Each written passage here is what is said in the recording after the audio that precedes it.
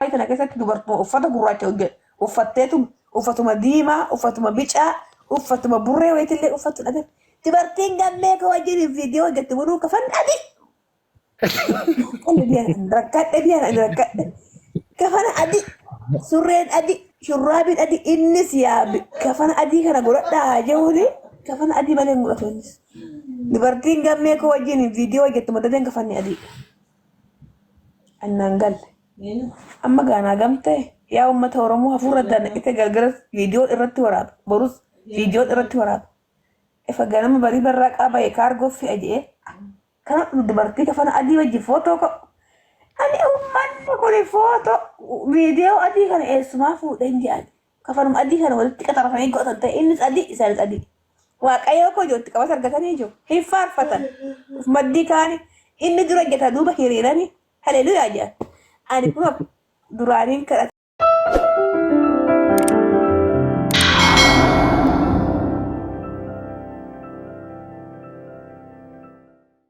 ani fanchu kadhannaa nagaan natti galchu isaati kan taa'etu malaala amma kuni waan haleeluyaan qabdu kun xilaata kiyyaa yeetan amma harrafaa baqqaayee macarrashaa amma kun caammataa kee gubbaa jiru kuni Bunni tuh kata sirra qaba bejee inni dugammeen kun narraan qabamin isaa qabu hin jiran isatu carraa kee qabe amma kun galuu geessa jennaana niyaatii jiitoo hababaa biteetatti eegaa lubbuuti yaa jee foototi bayya zara fi amaraachi buunaa jira nuumutaa qulfii siiyuu tokko sheetan bay lubbuutu sirraa lekin bay siiyuu bakka mututtuu adii gortee morma makiinaa keessa gadi eereffatu sila nyaachuuf taatama micaa dhugaa dubbachuuf yaa Tigistiyaanaa fi gammeen illee ganaa qabsoo guddaa wajjin qabna. Amma ganaa qabsoo guddaa. Shamtu buko bayasi buci lammi fammalee sitan intala mataa jinni Buciin maalidha qoy? Qoy bachu netisaati takka netisa dafaadha ilmoo mataa filaa. Ani uummata akka hin qabu. An singilii. Morma keessa kana godhatte makiinaa keessa morma nyaachuuf taata seera bicaa gaggatine makiinaa sana isinaa falani ilmaan cittoo waan biyyaa baatanii fi irraa affattanii sanyii sheexannanii sanyii luka filaawanii fira haawwatu makiinaa hin qabdani ilmaan jinni fide makiinaa horophiidhaa fideetti Dubaay keessatti facaasee ilmaan sheexanaa booraa jabba yaazara bayi mana kiyya sheexana luka jinni maaltu mana koosi fide mana kooti siyaa dhabane daddabii bobeedha. Jaran ebotu safutu. Jasa kotura mal futet sanu jasa sitime. Sifudai sanu. Sifudai. Ati te makina bisati gomma buko nofte tat. Da sifudai ana iblani ni sifudu. Makina Ethiopia ketu karale mtu buko tat ade makina kesat chifta. Ati te achuma. Eti tata Ethiopia ti kartoni fette galta inshallah. Kargoon feenes galchina insha Allah. Kee jetti besanu abdii irra kaawwatte melu bulammi. Ana nyaatu wayyoo si fuudhaayida. Biyyeen haadha kee hafuutu njoo si hafuutu biyyeen immoo quruba jinni luka fila. Haleluyaa itti sanuu mee beentera ilmoo kafira.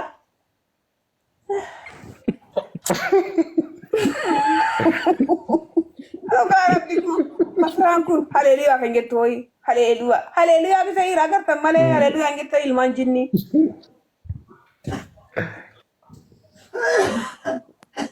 muxaa goote waan hojjette madadee akalii gaditti fixxe wala dirham Itoophiyaadha wala goojjota akkan ijaarranne mana akkan ijaarranne makiinuma biyyaa keessatti sanitti haleluyaa makiinaa keessatti charchiin keessa makiinaa keessa saganni keessa makiinaa keessa kadhannaan keessa makiinaa gammee keessa charchiin keessa gammeedha waaqannaan keessa gammeedha Yesuus gammeedha amma maan jalaa goota giifsitoo bayna jala ilmoo jinni mana kooktii goota tamsi jammar makiinaa gammee sitee mana koo jinni sagafay seexana shuk je'i lubbu Isaantu qoraa jira bartiigis. Isaantu qoraa jira mucaa barbaadaniitu madaqu. Lubbu dhuga lammii koo dhugaa kuno maaramii kuno arseema na duuba jirtu kan lubbu dubartiin azala amma kan akka namitti amma barreessituutu boontaa jedhutu ni faante dhugaa rabbii gadda booyisii isaanii aggeeffadheetan በኢየሱስም ዱበርቲ ተው ጎትታን ገደ ዱጋ ረቢ ነፉ እየተት በረስቲ ምጨት ነፉ ዱጋ ረቢ ኩል ፊያና ወት ደርባ ነፉ ተከፋክሩ አይላንዲ ማሊ ከነከረቲ ወነተ የከነ ጎተ ናንዱ አውኪ ነፉ ደት ያ ረቢ ማሊጋ ሄጆ ማሊ ገልተይ ወኖ ጎመነኛ ተኛው ሲኒ ጋምት ሊኦም ባይት ከኡምታ ኢልማን ጭቶ ማሎ ነፉ ከየኒ ከአተኒ ነፉ ቶኪነን ዱአ አረዲ ድምጥ ማጥን ከሰራ ነፉ ደቆይ ገሜ አንጀሁሜ ዱጋ አትላል ገሜ tokkoffaa maaksitti kaawwisee lammaffaa manatsirii gurraachatti galchuu qabda silaa yoggaa bira teessu akka namni jaayinaa gara. Ani dhugaa rabbii dubartii keessan ta'uu ufitti gaddatu warri agartanii dhugaa Yesuus. Ashuuta siyaafooti jedheen jedha naafin. Boontuu san dhugaa shamtu hoqqisi gahee lubbuu kuma jetta. Yes. Ilmoo shamtuu dhugaa rabbii akka dubartii ijaazaa jinni mana madaamiti guuree. Gadiyaa sakuma isaan dhagattee kafana gattee fedhanii gisee faarfadhu akkana fa'anji abiyyan nas faarfadha yaa rabbiin jedha. Haleluya gatte kafana adii godhatte waan isiin bittuu hin beeku hojjettu madadee waan hojjettu madadee akaalii jiretti fixxee goojjoo Itoophiyaan qabdu. Galgala galama isiin micuma kana marsaa ooltu micaan tokkichi kun Dubaayii kana keessatti miiliyoona tuqaa sadi ta'e. Heejoo oguma seetee kanatti misajjii barreessisiin garramu dimixmaaxin keessan haa badu. Antu shawa, bontu shawa, hawi shawa, ane shawa. Enti wallagga tasna qalani. Sabbontu ambo kan blokii godhas keessa. Sabbontu ambo kan. Esa shilubo. Ambo tasiya qalani. Ambo mal qabditi. Intala hoceedin kinolo. Ilmo bucana. Wakina sa ka cifta fa sanyi buci. Talahara gidir dabi gobeda gadabo ilmo gadabo miyene mi uduma mota ani hota ani uduma na kibrit tilani makina ka satta bani mil manchito otta garat sini goda bontu ambo ilmo cilfa wani ye man kara gambo dirham da kan qabdan qalbi fi qabdan mana madami sera nojatan uniformin godatan afaan dibattanii qalamii muxaa gootanii hiriira galtanii gabanas haleluyaa sinaa dhabu. Gaafa dhiyoo gaafi amma ijoolleen hojiidhaaf biyya baatti maa walii gazzoorti. Dhaamsa kanarratti akka naaf ibsu barbaade tanaan. Wannoo jaanii kajeeltuun jaan kun wannoo xurgeessa jaanii rigduu eelee rigduu xurgeessa jaan kajeeltuu bakkuma eelee dhufite rigduu foolii suuf deddeemti jaan dur. Kan ganama mana qullaa baasee eessa godhare gaafa achi dhuftu caammaa gongoo godhattee mana yaanee dhufni amma gisee as geessee xiqqishuma foolii ruuzii kun xurgaa'ee kunoo Itoophiyaattis marattee qirqirsee bayi godha yoo xiqqishuma foonnee birrii naa ergi nama garramame biya na fuudhi jettee daa'ima micaan gaafa gatatti gogsitee hambifte ija keessaa yaafte si fuudha ammaa. Maal ijoollee yoo dhalillee du'e lammii naafi biree isin sadeen ragaa kiyya. Ragaadha seeraan. Tuugaa gannatu fa'aa yoo ijoollee shalloota kunuu amma akkatti hudduu jala fartu kana micaan kun takkitti si micaanii Dubaayii ta'eet Ameerikaa yaadaa jira akkanaan argetti.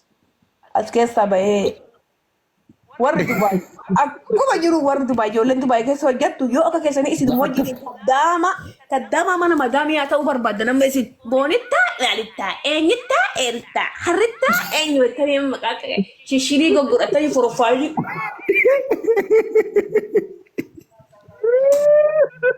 Ilmaan lumbuxii duusin qaaman arganii dhugaa rabbii gaafa tokko lammii shuwaanii. Itti tokkosi. Madel maalloo cee. Profaayilii si lammii profaayilii si as laali gaayii.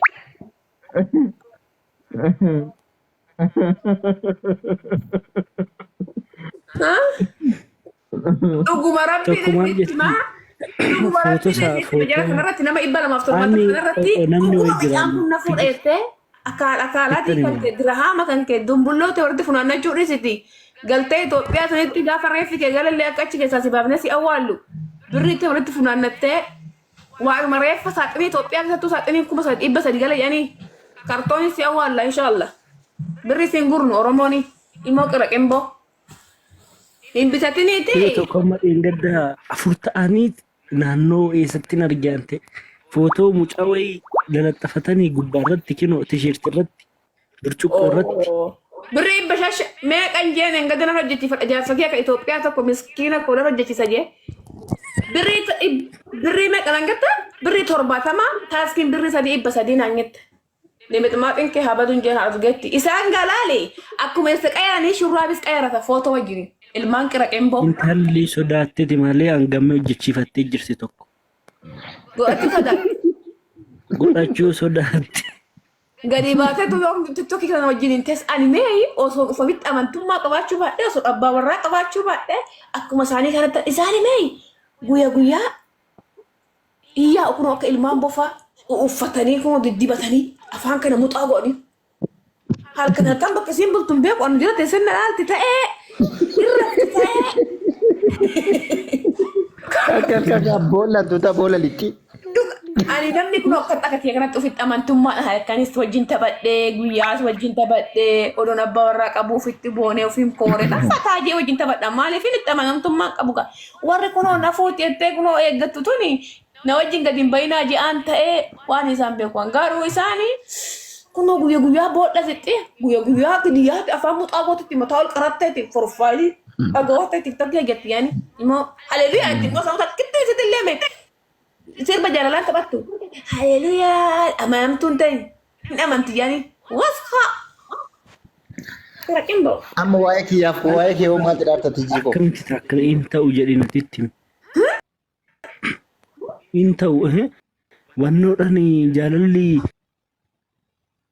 masmurii wannoodhaan akkamitti jaalalli itti kana mee kana dhibeen. Haleluyaa jetti. Haleluyaa jedhani haleluyaa. Ana gaaftan na jaalata. Mureetti galfatanii. Ani isa faarsitu ta'e, Yesuus faarsitu ta'e, ani